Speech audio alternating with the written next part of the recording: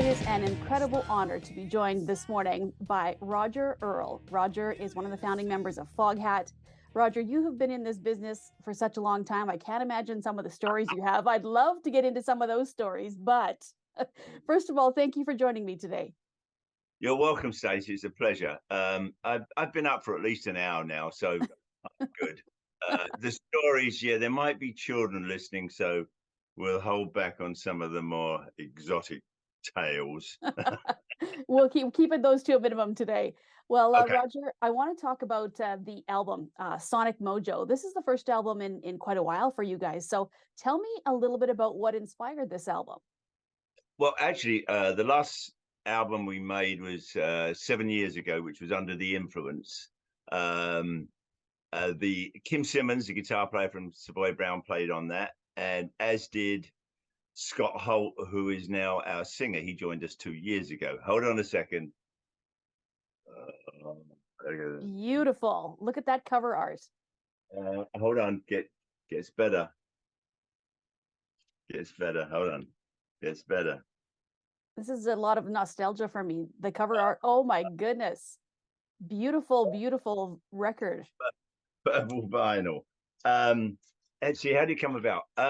We have our own studio down in DeLand, Florida.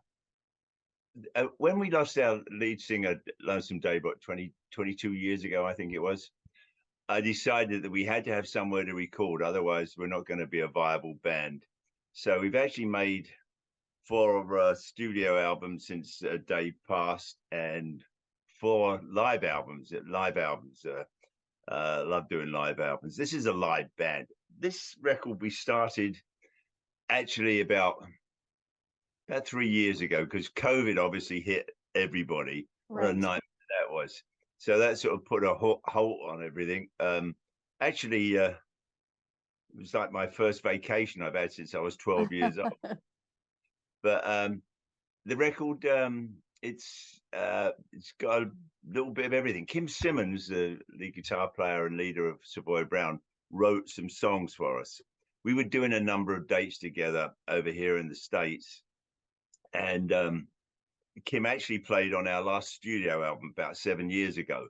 And after we'd finished, he played on about 4 songs. And after we'd finished, he said, I'd really like to write some songs to Foghat. And I said, that will be great, so long as you're going to play on them. Well, unfortunately, Kim couldn't play because he got ill. He passed last December rather. And but he sent me 4 tunes. We did 3 of them. We held one back for a future album. And I was really, really pleased with the way they turned out. Oh, no, there's a song coming to mind. I know it's only rock and roll, but I like it. I like it. So I do. Well, the one single that's been released is "She's a Little Bit of Everything," which Kim had a hand in. Tell me about that. It's very true, I think, to the Foghat roots. Yeah, it is. It's a real rock and roll tune. It was actually, the band claims, we claim that it was written about Kim's wife, Debbie, who obviously Kim and I have been reconnected back in '76 after we'd left the band. Kim had a large degree of success, as did Foghat. So, and we've been friends ever since. And the song was written about Debbie, his wife. She's a little bit of everything. And what a nice thing to say about your wife. But no, it's great lyrics. It's about how fantastic women are. Actually, most of our songs are about women or something like that. Sex, maybe. Yeah. Well, actually, that involves women, I think, doesn't it? Well, Roger, you guys are on tour. You've been on tour for a little bit now, and you still have into the new year you're going. Are you finding that at the shows you have real, like, full generations of fans, the ones that started with you initially and now their kids and their kids are coming out and enjoying the shows? Yeah. Foghat's had our songs released on car commercials, burger commercials, obviously in a number of films. So, but I think Guitar Hero really started something for the younger generation. For a while there, we had all these like 6, 7, 8-year olds saying, "Will you sign my guitar, please?" Which is cool. You know, rock and roll has been around probably since the 50s, the actual term, and it's stayed with us. You know, it's got many sort of coats and hats that it wears, but it's rock and roll. It's, you know, basically it's American music. You know, this is the land of music, including where you come from, and I'm Mhm. related.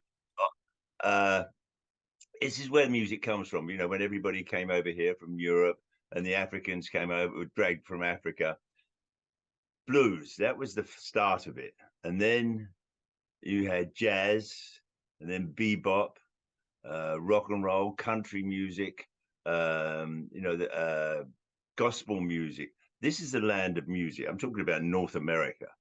And it's given music to the world. And it's one of the reasons that I wanted to come here, and I've lived here, is because there's this beautiful melting pot of people and all those musical ideas that came from those other countries or from all around the world get joined, and it comes out like magic. And I think even to this day, uh, North America gives music to the world. You know, rhythm and blues, country.